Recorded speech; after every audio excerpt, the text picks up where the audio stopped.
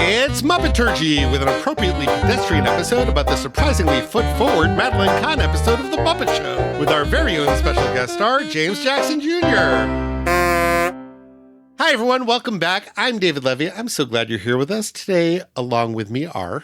Michal Richardson. Christy Bauer. Adam Grossworth. And our very special guest star, James Jackson. Hey, James. Hello. How are you? I'm great, thanks. Thank you so much for joining us. Thank you for asking me. This is exciting to me because I kind of love the Muppets. And I don't know anyone that does. So this is like, I'm excited to just be in a virtual space with other, well, nerds like me. We're going to get back to that in a second. First, I'm going to tell the people who you are. James Jackson Jr. won an Obie Award for his work in the Pulitzer Prize-winning musical A Strange Loop by Michael R. Jackson at Playwrights Horizons. For the past 20 years, the occasionally self-proclaimed Prime Minister of Cabaret and native of Boston has entertained audiences across the country from New York City's Joe's Pub, Green Room 42, Drom, and 54 Below, to Boston's Club Oberon at the American Repertory Theater, as well as the Lyric Theater in Los Angeles. His devastatingly funny Shady Sings the Blues and his work with the cabaret soul duo The Black Ups have been New York City staples for many years. For much of this summer, his show Mixtape was a huge hit at Provincetown's Post Office Cabaret in Tin Pan Alley. In New York, James spent several years as a featured singer with the Radio City Christmas Spectacular. He was in the national tour of Andrew Lloyd Webber's Whistle Down the Wind, and his regional credits include Dreamgirls, Henri Gobbler, The Wild Party, and a rather unfortunate stop in Branson, Missouri, working for a team of very demanding Brits while playing a talking poinsettia. He's proudly been blocked by both Kirstie Alley and Taylor Dane. You can find him on the internet at www.thejamesjacksonjr.com and at jjacksonjr. And of course, those links will be in our show notes. So James, tell us a little bit about your history with the Muppets. I think it was my mother's fault. Actually, so like one of my very first memories, there was a movie theater I grew up in a town called Randolph, Massachusetts, which I know you know of.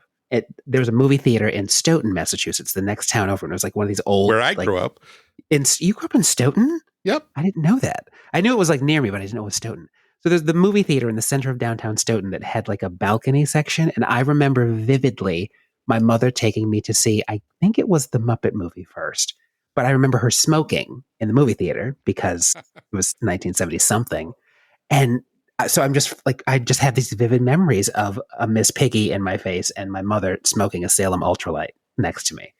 And it was just instant love for all things Muppets and Salem Ultralights. But then I gave those up and I kept the Muppets. So that's my first memories involve the Muppets and like Fozzie Bear telling terrible jokes and things like that. And just like really identifying with Miss Piggy and Gonzo and just like getting stuck in Muppet world. Wonderful. Well, we're glad to have you here in Muppet World with us today. Thank you. I'm very excited. Before we get into that, I'm going to pass it to Adam, who's going to give us a little context for where we are this week.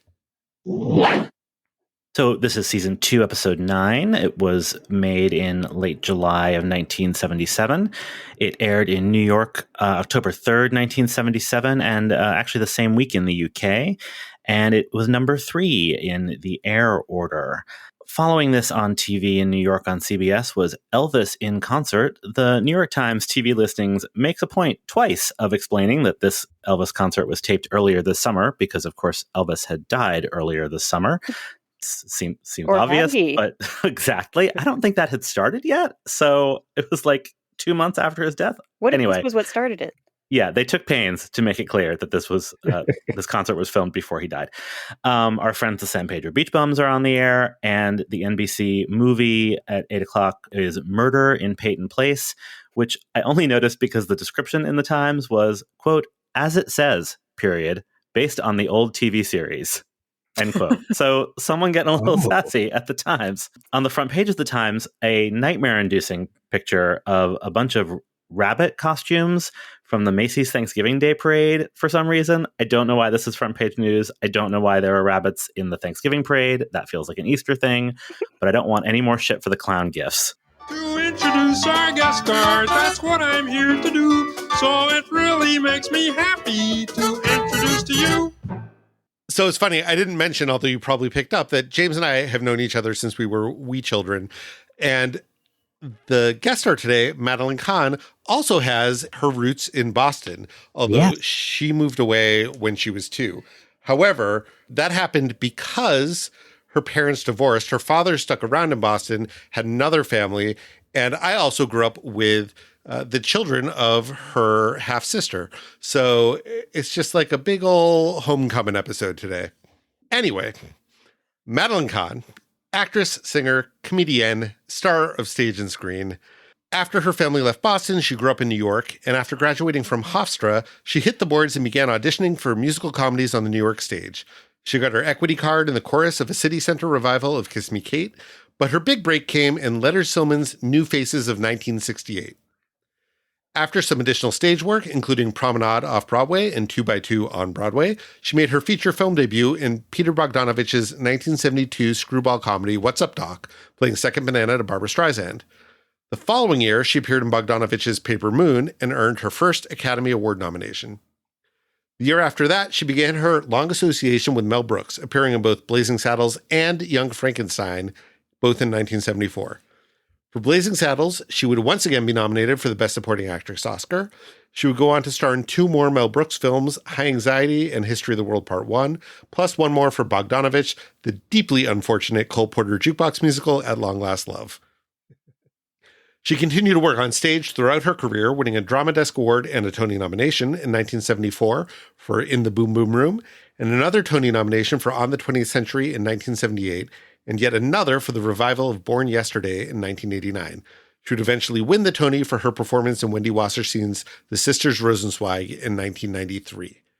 She never stopped making films either, most notably, of course, Clue in 1985. She also lent her voice to My Little Pony the movie, An American Tail, and A Bug's Life. And of course, she has a very memorable cameo in The Muppet Movie. Although Kermit introduces her as a star of film and television, she really hadn't done much TV at the time she was on The Muppet Show. The following year, she would record a number of segments for Sesame Street, and then she had a failed sitcom called Oh Madeline in 1983, but her only real long run on a show was as a supporting player on Cosby, which was Bill Cosby's post-Cosby Show sitcom that ran from 1996 to 2000. Madeline didn't live to see the end of that show, however. In November 1999, she shared with the public that she was aggressively treating a case of ovarian cancer, and roughly 1 month later, she had died. She had a really interesting career where she was so good at so many different things that seemed like they shouldn't all overlap in one person. Mm-hmm. She could sing comedy, but also opera. She did these very dramatic parts, but also these screwball parts. She really was so multi-talented. And this week, as we've been preparing for this episode, I've been thinking just a lot about what else she might have done had she not died in her 50s. And it made me a little sad. I'm sure everyone else has some Madeline Kahn memories to share. So who would like to say something about Madeline Kahn?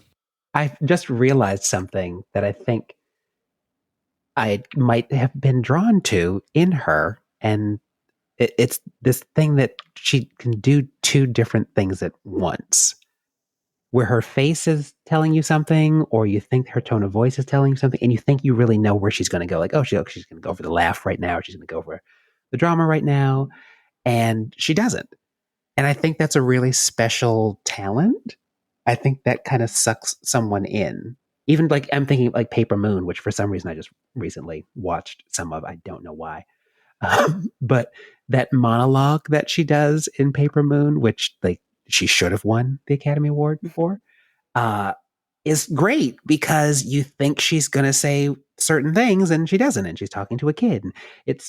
So I think it's this ability to do 2 things at once that are really cool. And when I was watching the episode of her on Muppet Show, I think there are all of these moments where I think she's going to do one thing and she does something else. And I just like that. So I'm just drawn to that. My admiration for Madeline Kahn knows no bounds and also has been burned into my brain for as long as I can remember. I don't think I remember not being in love with Madeline Kahn to some degree and wishing that she were alive so that I could hang out with her.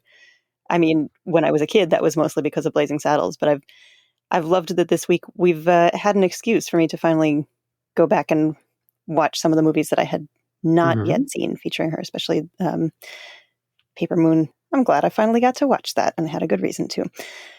She's fantastic. I don't know how else to say it. I totally understand why Gonzo would fall head over heels for her at first sight. I'm right there with him. So obvious to say, but like she's so great in Young Frankenstein, which is my favorite of the classic Mel Brooks movies. I love Spaceballs, but I know that that's divisive. So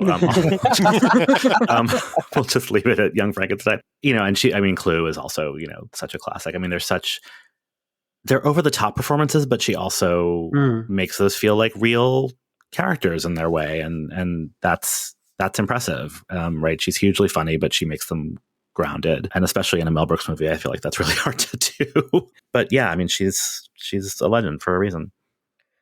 Yeah, I was a kid who rented the VHS of Clue so many times I probably could have bought it 10 times over. So it was fun to see her in different modes in this episode because Clue is my primary association with her. I'm just going to add that for any listeners who aren't familiar with her Broadway work, she had just some like incredibly memorable and hilarious moments. And we're going to load up the show notes with some videos. So if you've never seen her sing Getting Married Today from Company, for example. You just have to. Oh, yeah. Mandatory. Yeah. Yeah. That's required viewing. As I was sort of getting into musical theater, which I came to a little later than David, for example, was like actually around the time of that Sondheim special. And that might have been my introduction to that song, actually. It's brilliant. When was the Anyone Can Whistle? That was in the late 90s, I think. Because I think I might have been more familiar with that than I was with the Sondheim special. And I mean, it was just a recording, but it's her and Angela Lansbury like fighting with each other. No, it's her and Bernadette Peters fighting.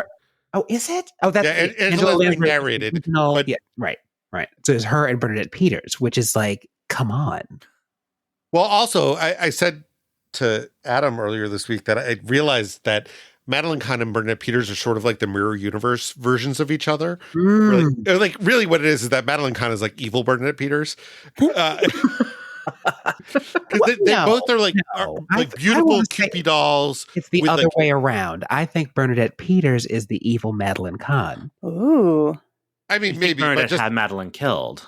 But there could only be one. All I know is from people who knew them and worked with them, Madeline was the evil one. It might be. So I think we've all tipped our hands a little bit, but James, this is the point in the show where we share our overall impressions of the episode. As our guest, why don't you start us off? It was when I remembered the Madeline Kahn episode, it wasn't until I sat and like watched the whole thing that I was like, oh, okay, I fully saw this as a kid. So I had to go back to what I was feeling then and then what, 40-something-year-old me is feeling now. And it's the same thing. I'm watching her do all of these things as a funny, I hate to say just funny because that's not what she was, but I think there are people who think of her as just a comedian. And I saw, again, this like human being side. And you're acting with Muppets and you're, am I looking in their eyes? Am I like, how do I actually touch Gonzo's nose? Like all of those things. And she still finds a way to make it a human being. I actually had 40-something-year-old feelings when Gonzo was singing the wishing song and she was like just there to support him and be like, hey, it's not going to happen with us, but I'm still here. And I was like touched and I was like, are you having feelings around the Muppets? Like what is going on? So I think it's just a really special skill to be able to do that. So like my overall impression, other than the fact that I wanted more from her and Miss Piggy, like I just picked, there were so many lost opportunities I feel for like some sort of duet between the two of them. But my overall impression was like, she found a way to just make this a human being in a half an hour show. So I was down for that. Christy? I had an interesting experience with this where I did not enjoy it on first watch and I deeply enjoyed it on the second watch. And I don't know if I was going in with heightened expectations because of who I know Madeline Kahn to be. But yeah, once I met this episode where it lived, I was really charmed by it. It's really lovely. It goes down smooth, but it has a lot of laughs too. But there's a lot of melancholy in it, and I appreciate that. So interesting, because I've had that experience earlier this season, but I haven't had that. I didn't have it with this. I really like this episode a lot, and as we've been tracking the evolution of the show, this one's interesting to me because it has like a very full backstage plot with the guest star, but that doesn't intersect with the onstage plot at all. And we just, we've seen both versions of that now, or there is no onstage plot, right? It doesn't intersect with the onstage stuff.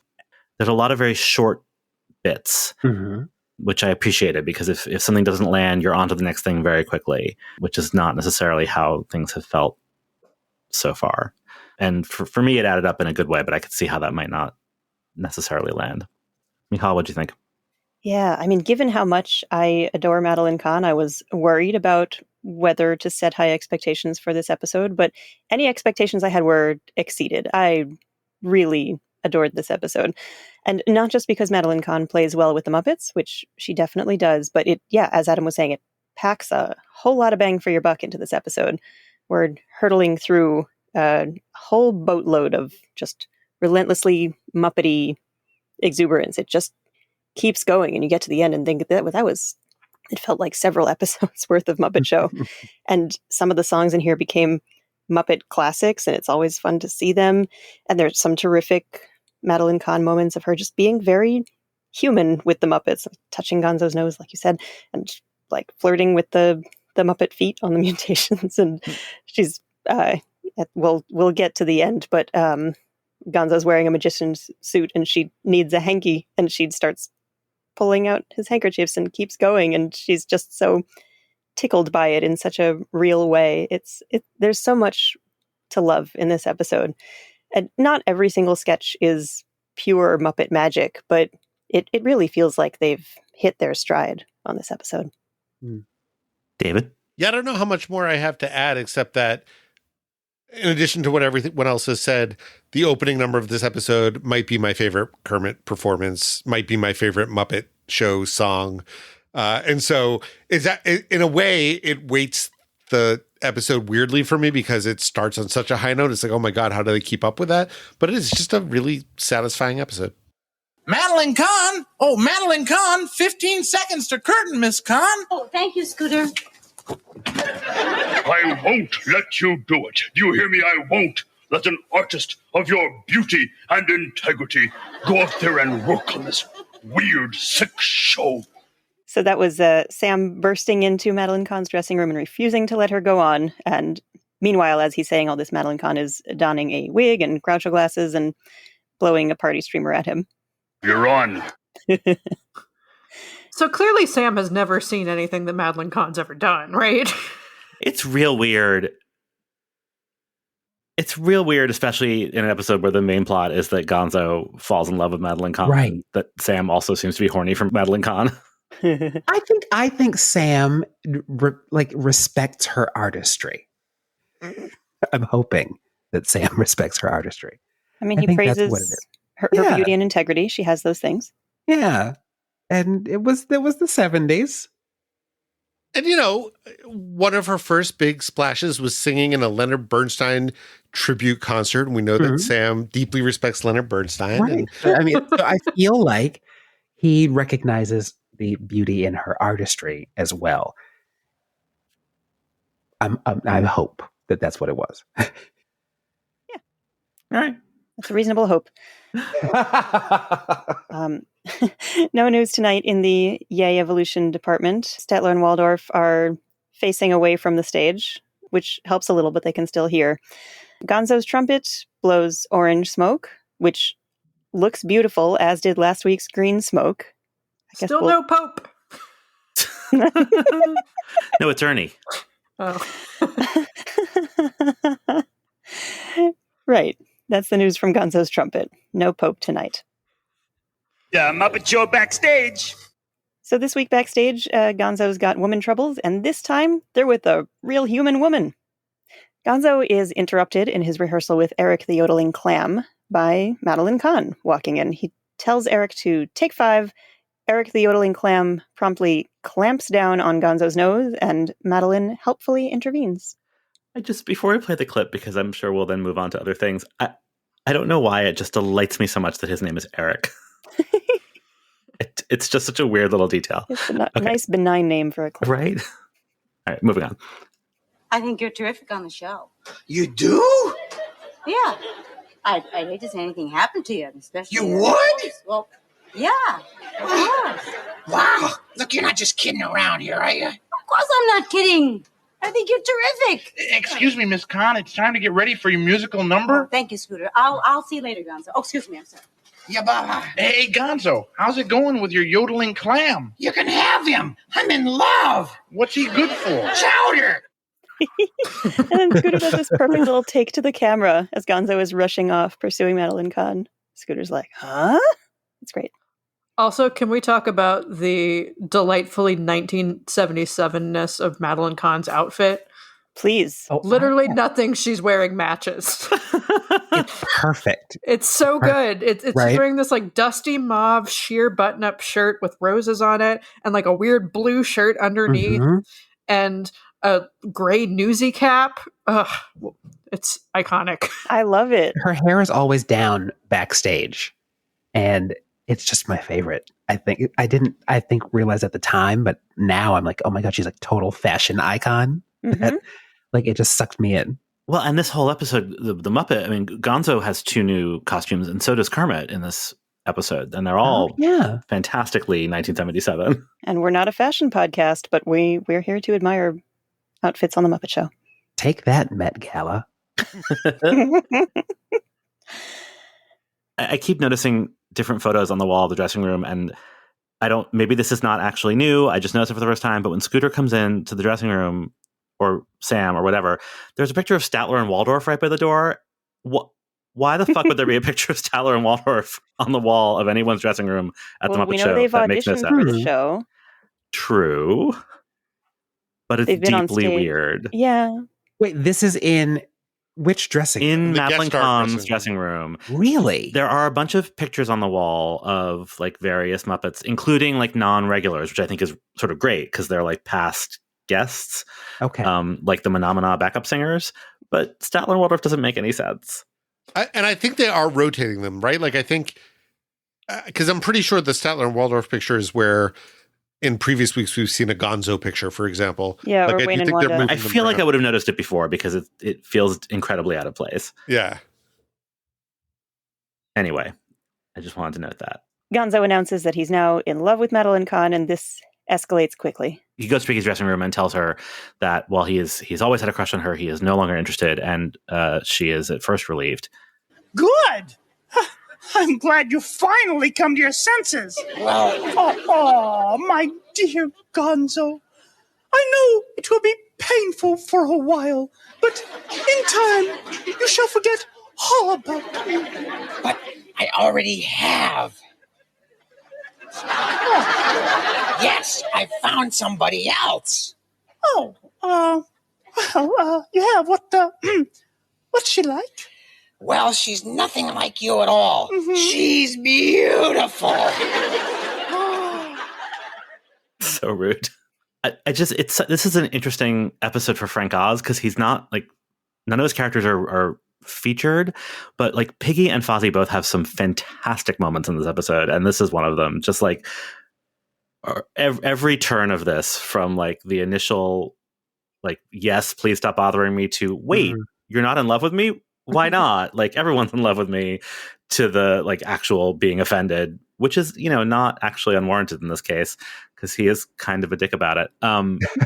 It's just great. It's just so great, and I love it. Also, this is the scene where Gonzo's wearing this like little sort of disco outfit, and it's fantastic. It is the open collar. Oh, we are again not a fashion podcast, but we should note the next time we see Gonzo, he's in an adorable tux and a top hat. The Muppets are all really cleaning up nicely this episode. He last used this tux for a magic act, which is all fine until spiders and flowers start popping out of it because he's got some big plans. Madeline Kahn and I are getting married. Married? Yeah, moving out to the suburbs, buying a station wagon, joining the PTA, the whole ball of wax. Gonzo, you just met Madeline Kahn. I know. I work fast, Kermit. I'm gonna ask her now. Wait a second, you haven't even asked her yet? Kermit, she's crazy about me. Yeah, well, don't you think you're rushing things a little? Now it's creepy. I mean, it is actually we get a very sweet turn from Kermit in this episode where he just kind of listens patiently with curiosity to Gonzo and kind of accepts all this, and he's mostly hiding his skepticism. And then, of course, he goes and tells Madeline Kahn, and everything promptly falls apart. But I feel terrible now. Well, it wasn't your fault, Madeline. I mean, Gonzo doesn't get many compliments, so when he does hear one, he kind of goes bananas. No, but I mean, I was just trying to be nice to Gonzo. I mean, I would marry him. How would I marry him? Listen, Kermit, you got to help me find him, okay? Which Gonzo has been overhearing, so when he hears Madeline Kahn saying, I mean, marry him, as though that's the most absurd thing she can think of, it's a tough moment for Gonzo. Really sad. Yeah. It does lead us into the wishing song, which we'll talk about later. But yeah, Muppet has romantic intrigue with guest star is not new territory for us or for the Muppet Show at this point, but it is a sweet little situation. I'm very sorry I made you sad. I just really don't think it would work out if we got married. Yeah, I suppose I am kind of short for you. No, it's... Well, anyway, hey, I hope we can be the very best of friends. Thank you. And if there's anything I can ever do for you... There is one thing. What? Let me finish my song. Oh, of course. Hear it. So that's nice. I mean... I'm a big fan of whenever they use a song like that and then acknowledge that they're in the middle of a song. Similar to when Nancy Walker was with Fozzie and she sang him a song to cheer him up and then was like, but that's just a song. You're still in deep shit. Yeah. We may be the very best of friends, but you could at least let me finish my song. I thought it was very sweet. It was. We've talked about this a little bit in past episodes, but it feels like Gonzo becoming the Gonzo that we kind of know now, which is sort of sad, but it's very sweet. Well, it's just so funny because so much of Gonzo of the last 30 to 40 years is actually Gonzo in a loving, committed relationship.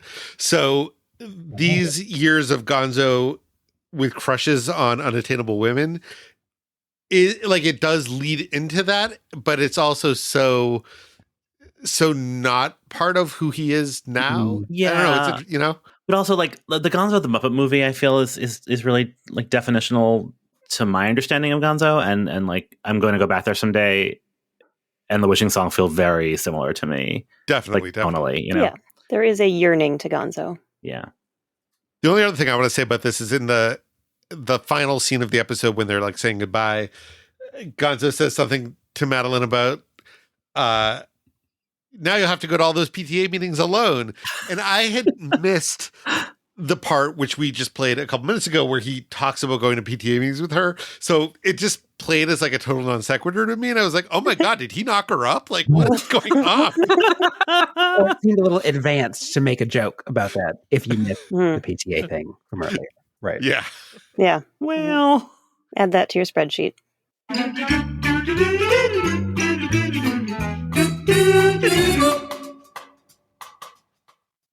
Lots of music this week. Some of it of the iconic variety. Many of you people have been writing in to ask the question, can the frog tap dance? And of course the answer to that is, hit it. Happy feet, I've got those happy feet. Give them a low down beat, and they begin dancing. I've got those 10 little tapping toes, and when they hear a tune, I can't control my dancing heels to save my soul. Weary blue. It's Happy Feet. It's one of Kermit's signature numbers, and I was really excited to see this. It's one of my favorites, too. It's from a 1930 movie called King of Jazz. And before we get into it, David, have you seen this movie? This seems like a movie that you would have seen. Yes, in fact, we've talked about it on the podcast before because it's also the film where Mississippi Mud appears. Right. Ironically. And it's available. There is a gorgeous Criterion Blu-ray of it. It is a film that is very much of its time. It has a whole sequence that is like a pageant of the world. This may ring some bells because we talked about this before. So like, if you're looking for a not racist, this is not it. Not so bad. However, the Happy Feet sequence in the film is some of the best on-screen dancing I've ever seen. The full clip is on YouTube. It will be in our show notes. There are people in this clip who do things I did not know the human body can do. It is just really outstanding. Wow. And I always thought that this was a reference. I just watched that clip right before we started recording. And I always thought that this was a reference to that. But now I think I realize that maybe other things have been referencing this for the last 40 years with like the split screen and the multiple Kermits and everything. Because that's not in the King of Jazz. It's not in King of Jazz, but that is a very like Bubsy Berkeley, late 30s, early 40s kind of technique. So that's true. I think that the Muppets are making sort of a general reference to the movie musicals of the 30s, just not a specific reference to King of Jazz. That does make a lot of sense, yes. However, I would say that I think this performance of Happy Feet meaning Kermit's performance, is incredibly influential. And I think that, for example, the film Happy Feet with the tap dancing penguins would not have been called that had Kermit not made this song alive for a new generation. Mm-hmm. So this has music by Milton Ager? Do we know? No idea. No idea. I couldn't find anything. And lyrics by Jack Yellen. The arrangements in King of Jazz, I found out, were done by Ferd Grofe, who's known mostly as Gershwin's orchestrations collaborator and amazing composer in his own right. Ferd Grofe stands. Come find me. I can talk about Ferd Grofe all day. Grand Canyon Suite for life. But also, I found out I just fell down the rabbit hole of King of Jazz, and now I need to track down this Criterion version of it. It has some animated interstitial stuff in it, including some segments with Oswald the Lucky Rabbit. Now, post-Disney Oswald the Lucky Rabbit, but Oswald the Lucky Rabbit. So I'm very intrigued. I've got a question for you guys. Are Jerry and Frank singing along when we get the multiple Kermits? Yeah, I actually clipped this because I had the same thought that it was weird to not track Jim. So if you haven't watched the episode, that we see, like a kaleidoscope of Kermit's dancing, and this is what we hear. Weary blues can't get into our shoes because our shoes refuse to ever grow weary. We keep cheerful on an earful of music sweet because we've got happy. Yes, that is definitely the whole cast singing. Yeah, right? Yeah. I also just love that lyric, we get cheerful on an earful. Yeah, I'm glad you clipped it. I was trying to figure it out. But yeah, it sounds like the Muppet cast. But yeah, like it feels like the normal thing to do would be to multi-track the performer because that's the gag. But I'm guessing they didn't have the time or money for that, so they just had the whole cast come in and sing. So I was 43 years old before I realized that we never see Kermit's feet in this number. I was 46, and it was last month when you mentioned it. I forget if it was on mic or on our Slack. But does anyone know when is the first time we started to see Muppet feet? Oh, we have Muppet seen feet. Kermit's feet on the show. I mean, you see Kermit's feet in Sam and Friends, like all the way back, because they used to have him, sitting on top of a little wall, and you could see his feet. It has always taken me out when I see Muppet feet. I want to not see the feet. Let's explore that. I don't. But it's something I've realized about myself. Like older me, the reason I was a little bored at sometimes, it's usually when there's Muppet feet, and I've noticed it as the adult me has watched some Sesame Street, and now they're just showing puppet feet constantly, and I'm bored. I never want to see Muppet feet. I think there are some Muppets whose feet are more upsetting than others. So, for example, Maybe that's it. we Yes. have a pretty clear idea of Kermit's full body, whether or not we ever have to see his bottom half. Right, But like when you see Cookie Monster's feet and like his hips, that's angry. upsetting. It's deeply, deeply unsettling. I'm actually kind of angry. Yeah. Like, how do you feel about like the Rainbow Connection, where he's like sitting on the log or riding the bikes in the Muppet movie? If you are outside, in reality, a swamp, Central Park, I get it. Then I'm more okay with it. It's when you're in like some weird Muppet verse and they're just showing some swinging feet. Mm-hmm. I'm completely removed. Do Miss Piggy's hooves in heels give you pause in a way that her gloved fingers do not? Those only make me want to speak to wardrobe because they work. I just want to go up a size in everything. But it's so when you're outside doing real things, I'm okay because you have to ride a bike, you have to walk down the aisle and get married. But when you're just kind of in the middle of nowhere dancing, I don't want to see just dangling Muppet feet.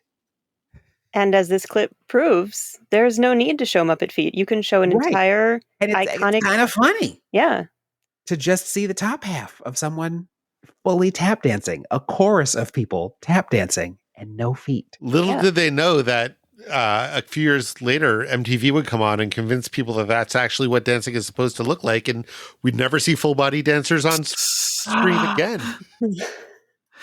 It is, though, it's an astonishing gag because you really just don't think about it. You don't think about it. Yeah. And it is a choreographed routine, even if you don't see what Kermit's feet are doing, because there's a recording of Tap Shoes tap dancing. Yep. And Kermit is moving along with them in a way that you really don't think about it. And he's moving in a way that a tap dancer would for some of his routine and moving his arms constantly. And then moving like a Muppet. On stage before. I cannot tap dance. And I'm 6'3", but I have been in multiple musicals where someone has asked me, "Can you tap?" And of course you say, "Well, yeah, of course I can." Because I'll read a book or something. But because my rationale was, you're going to put me in the back row, and I will sell it hard to this day from the back row. You'll think I'm like I don't even know. Like it's some amazing tap dancer. From the waist up. From the waist up. I will sell it. Yeah. The question is, did Gwen Verdon also dub the tap sounds? Like she did for Gene Kelly and Singing in the Rain. She did? Yeah, just the sounds. Wow. Chrissy has been waiting weeks to work that into a Muppet Turkey episode. Here we see it just took Muppet feet. There we go. While we're on the topic of feet. Oh, there's more? Well, they kept it as a running theme. See what I did there? But that's I'm so curious to know if this is deliberate, because it has to be. This is also not the last time we're going to talk about Muppet feet in this episode. There are many feet in this episode. Right. I'm sure somewhere Quentin Tarantino is very pleased. We know David is. So our first Madeline Kahn number is also of the foot variety. But I'll never forget, no, I'll never forget your feet. Forget your feet. I'd sooner forget my name and address to forget your feet. It would take a case of amnesia, no less, to forget those arches, those in-depth, those bountiful funyuns I used to greet when in abject surrender I fall adoringly at your feet. Yeah, okay. Yep. Sure, why not? Sure. So this is a song called Your Feet. And I could find surprisingly little about it online. Muppet Wiki says that it was written by Ronnie Graham. And Ronnie Graham was a frequent collaborator of Mel Brooks. So it makes me wonder if he wrote the song for Madeline Kahn, like if it was a specialty number I for suspect her. so. Yeah. He Ronnie Graham co-wrote the screenplays for To Be or Not to Be and Spaceballs. He also wrote several episodes of MASH, and he was an actor who appeared in a lot of TV shows and movies and Broadway shows, including New Faces of 1952, New Faces of 1956, and New Faces of 1962, which begs the question, how some long point. can a face stay new? Right. Wait, was he in all those or he wrote on those? He was in both. them for 10 years. He Both. continued to be new over a decade. What's interesting, though, is that he was not in the New Faces of 1968, which is the one that Madeline Kahn was in. I want to know about the years he took off. The years he took off must have been really... Maybe he was having surgery. I don't think they did it every It's a new single face. year. I think they just did them occasionally at that point. I mean... Long enough for people to come back with a new face, yeah. Yeah. Right. You can't give someone a contract to come back and you can't have a revival of new faces. There's old faces. So this number is Madeline Kahn with 3 of the mutations. Yes. And they have very large feet. Did they always have large feet? I think it depends on what they're doing. Sometimes they wear shoes, right? Right. I'm going to look at some gifts. I did not think to look this up. But yeah, I think it depends on what they're doing, how much incident they have to do. What I found weird about their feet is that they have very prominent toes for this gag, and the toes look sort of like an afterthought. Oh, so like okay, so when they did Teenager in Love with Connie Stevens, they did not have shoes on. They did have big fuzzy feet, but they did not have toes. Also, Sandy Duncan, they have the big fuzzy feet but no toes. So yes, so they've always had these big feet, but I am not a crackpot. Those toes were added.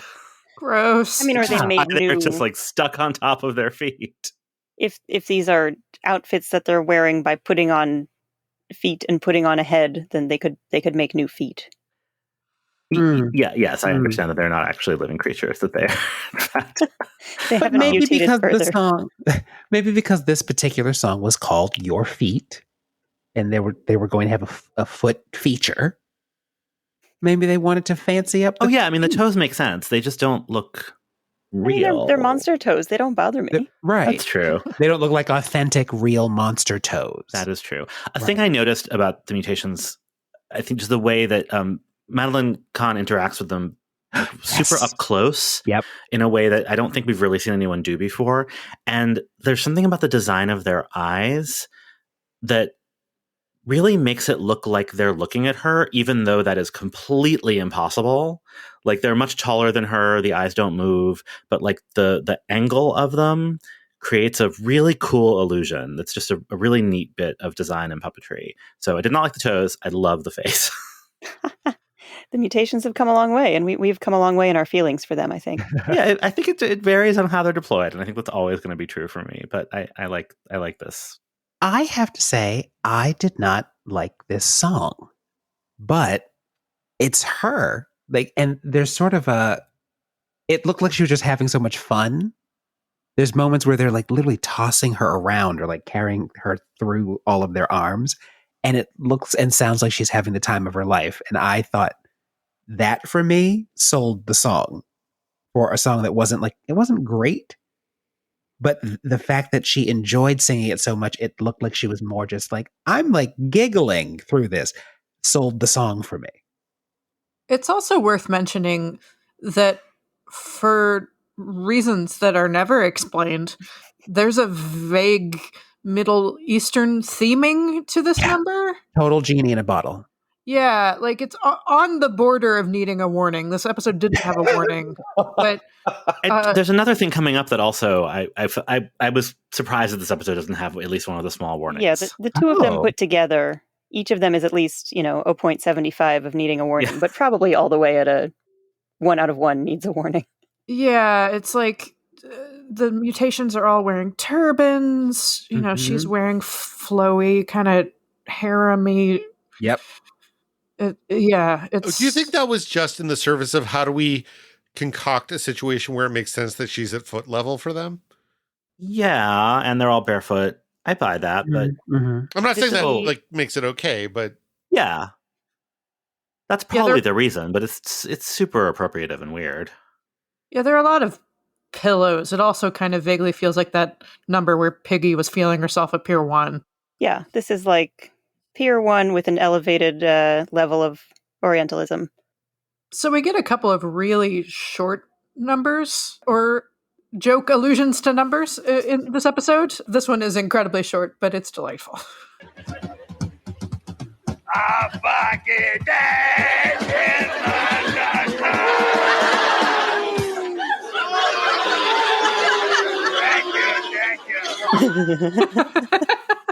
I don't know why they're booing him. I think that's a lovely rendition. It's great. I want to hear the rest of it, and also I just love these 10 seconds so much.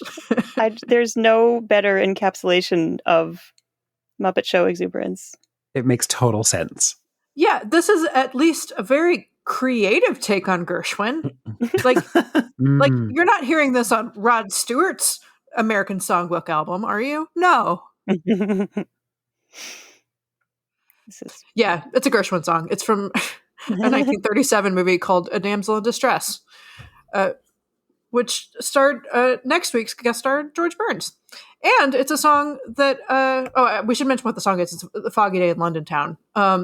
And it is a song that noted Joe Raposo stan Frank Sinatra has recorded. There it is.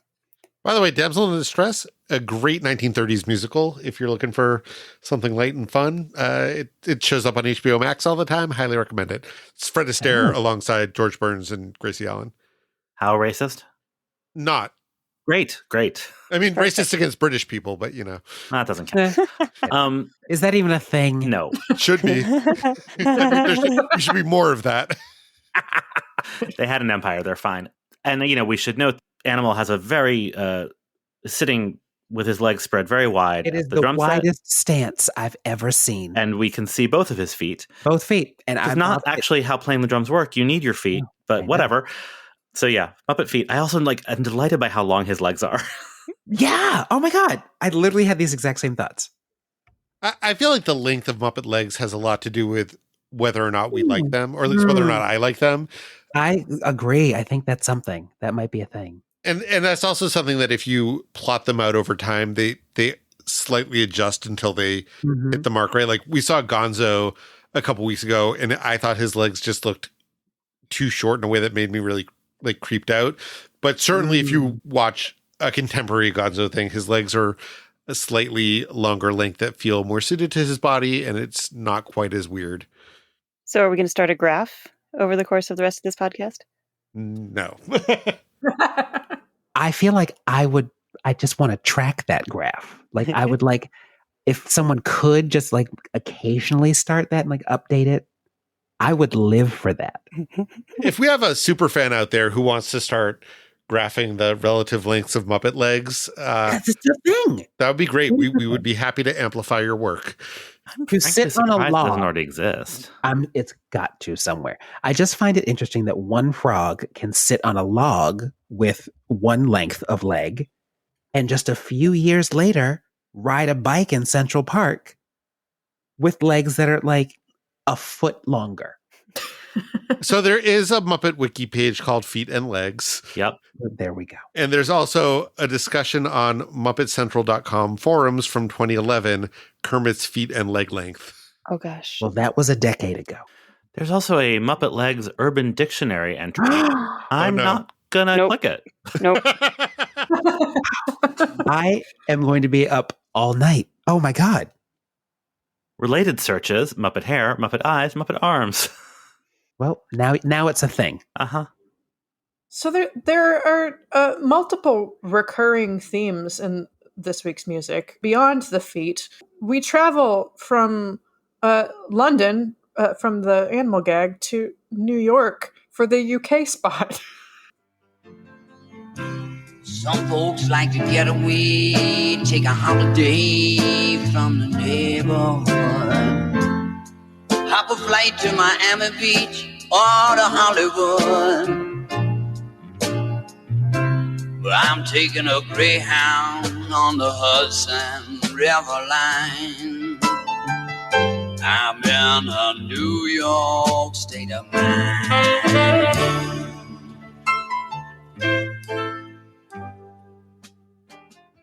So yeah, something not from a 30s musical. Right. Actually, at this point, a very new Billy Joel song from a 1976 album called Turnstiles, New York State of Mind. It's been covered by many, many people. Not Sinatra. I went looking. It seems like the sort of thing that he would have enjoyed. But Yeah, it does. but no. I have some gripes with this, particularly this. I feel like should have been a Ralph number. Because Billy Joel being a piano player, and the thing is, I'm on record as being a fan of the Mayhem. Like I don't have a problem with a very straightforward Electric Mayhem number, but Floyd's performance of this is so flat. Yeah. Okay, good. I thought maybe it was me, and you're the expert. And the clip sounds fine, but right after that, it goes up a tone, right? And it gets really bad.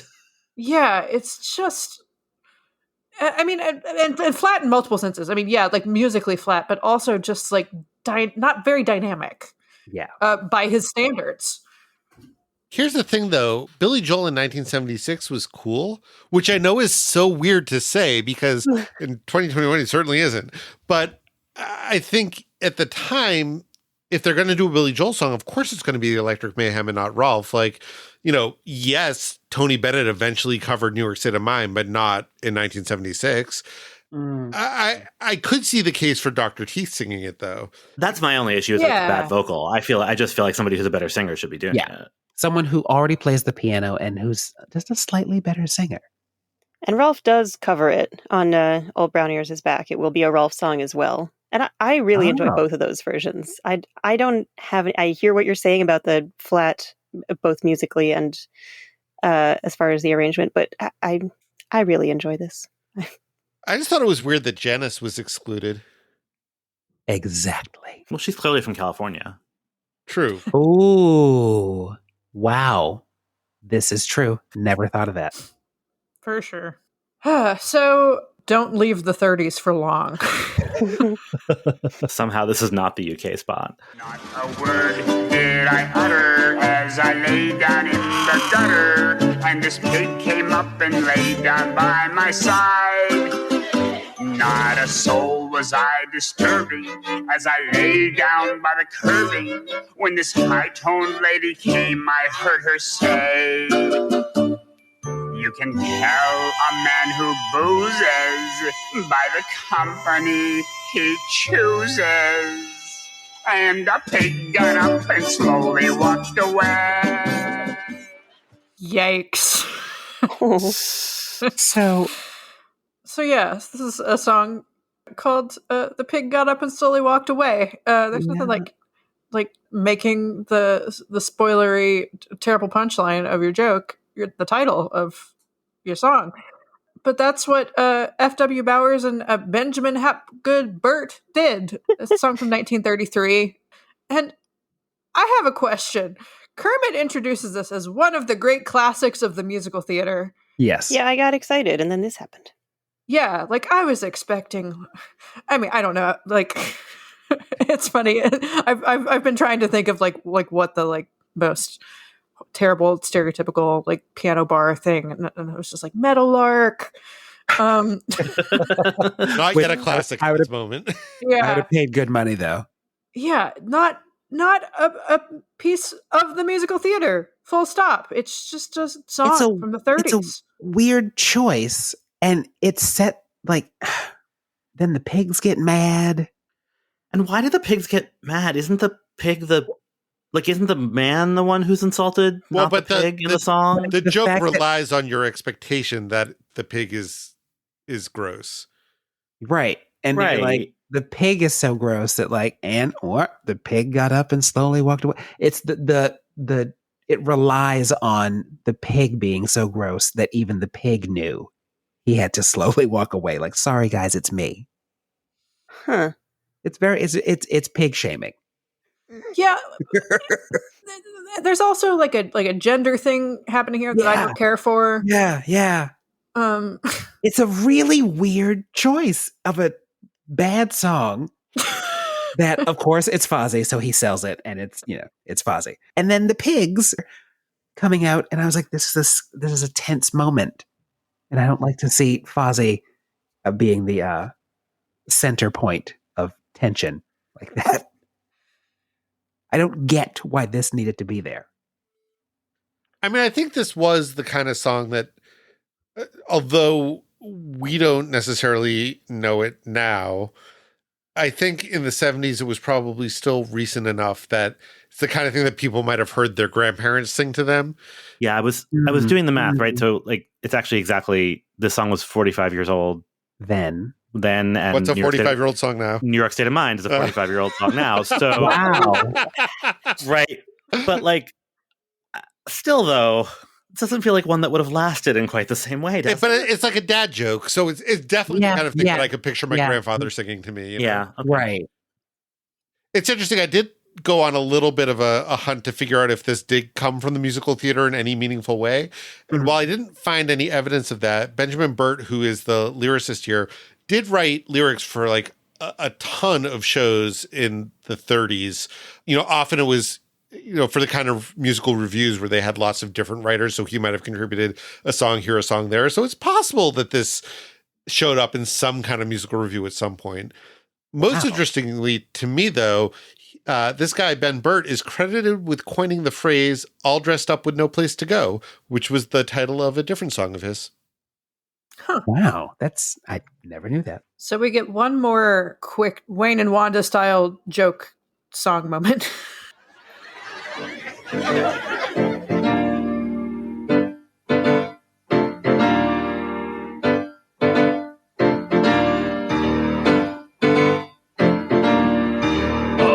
Up and away. That's it. Yeah. That's the joke. Yeah, so Ralph is playing it, and his candelabra just takes off like a rocket. I'm sad that we didn't get the full song. I love this song. Yeah, so it's from 1967. It's called Up and Away. It was written by Jimmy Webb. It was a big hit for the Fifth Dimension, reached number 7 on the Hot 100 in 1967. And we haven't mentioned the BMI Songs of the Century list in a while. It was number 43. Wow. And, as a refresher, they were the songs that had the most radio and TV airplay during the 20th century. So the 43rd most played song. And as a person who listened to oldies radio as a kid, I believe it. Does this count as a play if it's only a few seconds? Oh, that's a good question. I think that it was specifically the original recordings on that list. So this was just sprinkles on top. Speaking of recordings of this song, both noted Joe Raposo stan Frank Sinatra and his daughter and Muppet collaborator Nancy Sinatra separately recorded this song. I've heard the Nancy Sinatra version. It's excellent. Neat.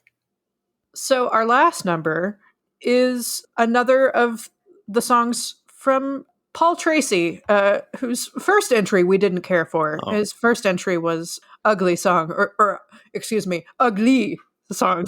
the Milton Berle episode. Really unfortunate. This one is a lot sweeter and, in my estimation, a lot better. I wish I had a coat of silk, the color of the sky. I wish I had a lady fair as any butterfly. I wish I had a house of stone that looked down on the sea. But most of all, I wish that I was someone else but me. It's so sweet. It really is. Oh my God, it really is. Yeah. I think when I watched the episode just today to like get this in my brain, I think I remember watching this as a kid. And I think even then I was just like, oh, wow. It's a really like touching moment. It's just a very touching moment. I think I remember feeling something when I was I was 3, 4. When was this? 1979 or 77? 77 originally. But these played in reruns throughout our childhood. Yeah. Yeah. I just remember being like left in front of a TV a lot. So, yeah, probably like Gen X. 3 years old or so. Yeah. I don't want to undercut the sweetness, but I wish I had a lady fair as a butterfly as a really, really weird lyric. There's a quality to this song of like ye olde folk song. Mm-hmm. Yes. Totally. And also, I've never seen or met or touched a woman. But other than that, it's very sweet and very sad. I mean, the song also makes a very quick turn and resolves all of its issues by the time it gets to the repetition, saying, Yes, I don't which have is a lady, also but there goes a butterfly. very So, sweet. okay. Is this the whole song? Like, is there another verse? Is there a bridge, like, where that dialogue has been inserted? I'm sure I must have tried to look up the lyrics at some point in my childhood, or at least I had this version memorized because this spoke so deeply to my soul when I was a child that I remember writing the lyrics out into my diary because I felt every moment of it so deeply. I found a cover of it that is 1:45. Oh, no, it's actually Paul Tracy's recording of it. Is 1:45. So, yeah, it doesn't seem to have anything else in it. I don't want to play it right now because we're recording a podcast, but, you know. This reminds me a lot of a Sesame Street song that Kermit sings called If I Were. I don't know if that rings any bells for any of you, but it starts with the line, if I were a poet, I would write a sonnet. It's got sort of a similar melancholy feel to it and kind of a similar rhythm to the lyrics and similar, like as Christy said, ye olde feel to it. So I feel like this is maybe a particular mode that spoke to Jim Henson. Yes. I found something online called the Copyright Encyclopedia, so I don't know how real this is, but it says that on the copyright application for this song, which is from 1973, it's attributed to Paul Tracy and Barbara Tracy. Oh. That is what actually YouTube backs that up. That YouTube link I was just looking at. Did he write the first part and she wrote the second part, like a Lennon-McCartney thing, and they just happened to write the same lyrics? Right. Well, do we think that's a sister, a wife? Sister wife? I want it to be husband and wife, and there was a like nasty divorce. He wished he had a lady fair as any butterfly. Yeah, and she walked yeah. And I think there's something there. What a But again- depressing recurring theme. This is like the third or fourth time that we've unearthed, like, oh, there was a woman of some relation involved who no longer gets credit. Then that name goes away all of a sudden. Ugh. Ugh. Oh, cool. Terrible. Never mind that jazz. Listen, Turkey. What? And get out of show business? For an episode that has quite a bit of music, we've also got quite a bit of show business. So we've talked a little bit about the Swedish chef and the lobster banditos. So I guess it's time to talk about them a little bit more officially. The chef is attempting to cook a lobster. That lobster is rescued by other lobsters who show up guns ablazing. It is a culturally insensitive depiction that has become a classic with its own toy memorabilia. I mean, and the lobsters have tiny mustaches and tiny hats and guns. Even their guns are adorable, which I can't believe I'm saying out loud. Yeah, they shouldn't exist, and also they're very cute at the same time. That's the thing. I just don't understand why they're Mexican. Like, the joke don't would work understand. just as well. Yep. Well, and there were different versions of this that they workshopped before settling on the Mexican lobsters. Joseph A. Bailey, who is one of the writers of the season, who wrote his memoirs of his time writing for the Muppets, talked about how he wrote this sketch and Jerry Jewell liked it, but Jim Henson didn't. And so he kept rewriting it until one week, finally, Cheryl Henson, Jim's daughter, was visiting, happened to hear it during a read-through and liked it and convinced Jim into doing it. But at least one other version was about the chef making lamb stew, and a bunch of gangster sheeps who sounded like they came from Brooklyn came in to rough him up instead. So I don't know. I mean, That's also funny. It was 1970 something. Like, but still, it seems like such a very weird choice. It's like if you were making a Mexican dish, I would understand. But we have a Swedish chef making lobster as if like he's somewhere on Cape Cod. with his like huge man hands. And he chooses the Mexican lobster? Yeah. Or was it designed to make us feel the way that we're feeling? They're cute, but it's awful. It's Isn't also retroactively weird in light of Pepe. Oh yeah, I Because- hadn't even thought about because that. Suddenly it's like, is there like a weird like Mexican stereotype connection to crustaceans in general? Like what's That's happening? Like, uncomfortable. yeah, because at first I had this moment of like, oh, that sounds like Pepe. That's weird. Wait, do we know where Pepe is supposed to be from exactly? He's from Madrid. Yeah, it's weird. fascinated. You mentioned the guns, Michal, and I just want to like the guns are practical. Like there's like little like there's like an effect happening with the guns, and they're so tiny, and I don't know how that works. And I just found it remarkable from a puppetry standpoint. But why did they bring guns? To rescue Well- their lobster friend. The And I chef think- has a mallet, so technically that's a weapon. True, he's much bigger than they are. That's true. I do think that's the only reason. Like it's just that they're Mexican banditos from a western. Like that's the right. They're like we need the lobsters to be violent. What can we do? So it was gangsters. I'm sure they ran through a whole thing of like they could be gangsters, they could be bank robbers, they could be banditos, right? Like, and then they settled on that because it meant they could put them in little hats. I guess I don't know, Yeah, I mean, but at yeah, that the fact that it's point- racialized makes it really uncomfortable for It's us choice. now. And it makes it, at the time, funny. Like, putting in a Right. stereotype, Right. that's a funny Right. reference. Right. I mean, there's also something funny about lobsters in particular carrying guns because they already have claws. Right. And they don't have. Mm. But I mean, but they could carry guns and not be. They can't pull the trigger. They don't have thumbs. Yeah. Tricky. I'm just saying, compared to sheep who are not particularly threatening in their natural form, That's also funny. Right? I guess. In a different We've all way. seen the Muppet Sheep puppets. They're very cute. Right. That would They be are. that would be a funny gag too. And lobster banditos, also adorable. Trying to make a point with that sketch? What's the point? You're right. Forget it.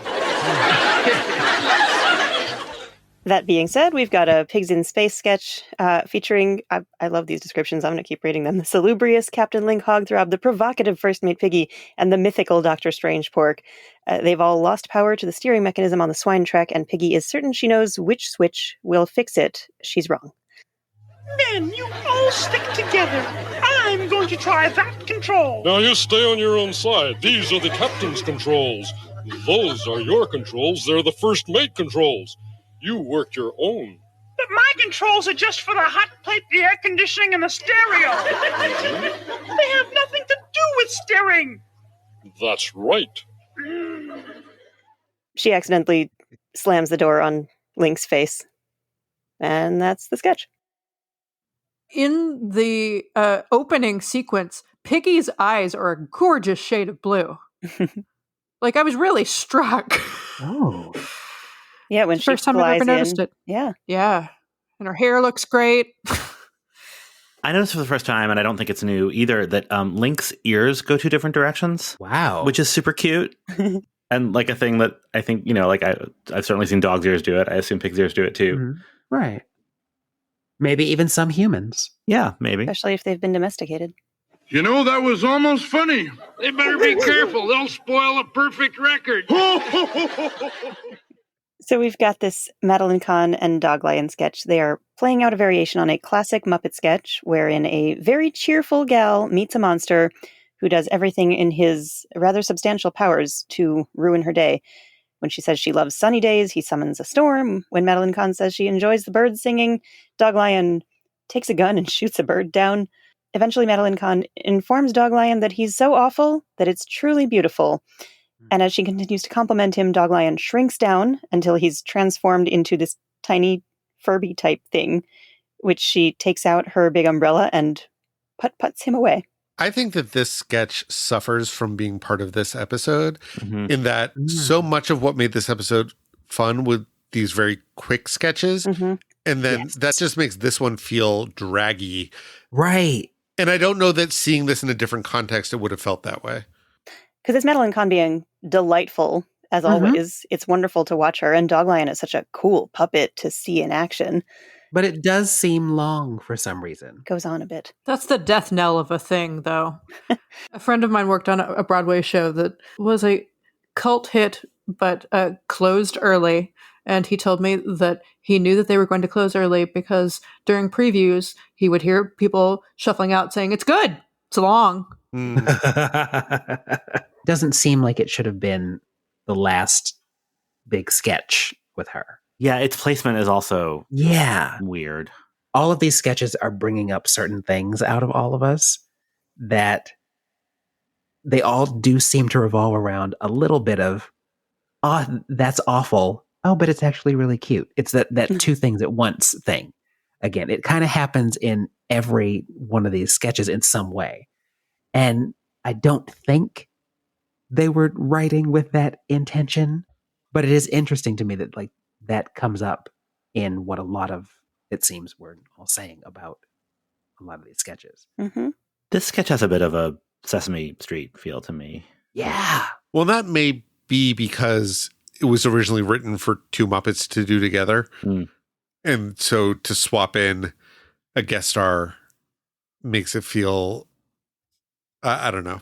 Well, just that ending of like, sometimes you have to deal with your problems. It just felt like a little lesson-y and sort of combined with Wishing Song, which I love, but it also has a little bit of like a moral to it, you know? Mm-hmm, mm-hmm.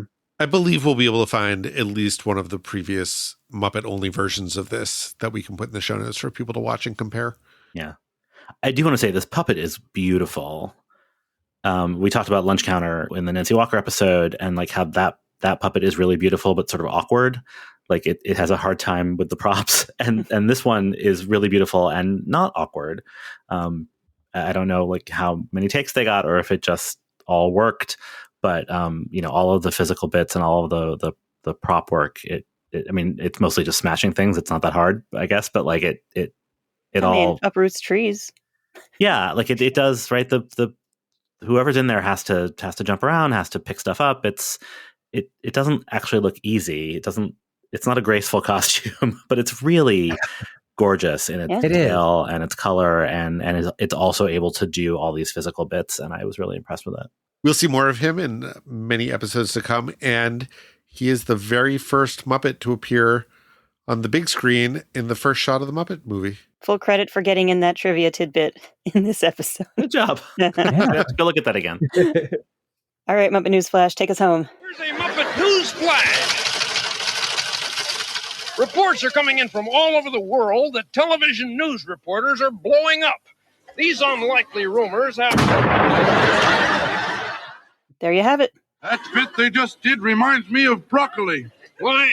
I hate broccoli. All right. Before we move on entirely from the show, does anyone have final thoughts about this episode that we haven't had a chance to share? I think there was a new audience shot. I think it was after Happy Feet, but yes, there was. We were so busy talking about feet, I didn't get there. And I did notice that one of the dead Muppets in the back had her eyes closed, so at least she was sleeping, and we don't have to be too creeped out by it. And also, I think that one of them is Ma Otter from Emma Otter's Chuck Ben Christmas, which was made during the break between seasons 1 and 2, so it's totally possible, but also a little weird. I could also be wrong, but anyway, that's my final thought. Also unrelated, at one point in the episode, Statler and Waldorf ask each other what time it is, and it's 12:15. So do we think that this is a matinee or a midnight showing? Really could be either. I don't think Statler and Waldorf are going to midnight shows. I don't think they ever leave. I think it's an existential horror, and they're just there. Yeah, do you think their watches are stopped at 12:15? Also, ooh. All right. Before we say goodbye, James, I wonder if you'd like to tell us a little bit about what you're doing in the world and where people might find you. I am getting ready to go to Washington, D.C.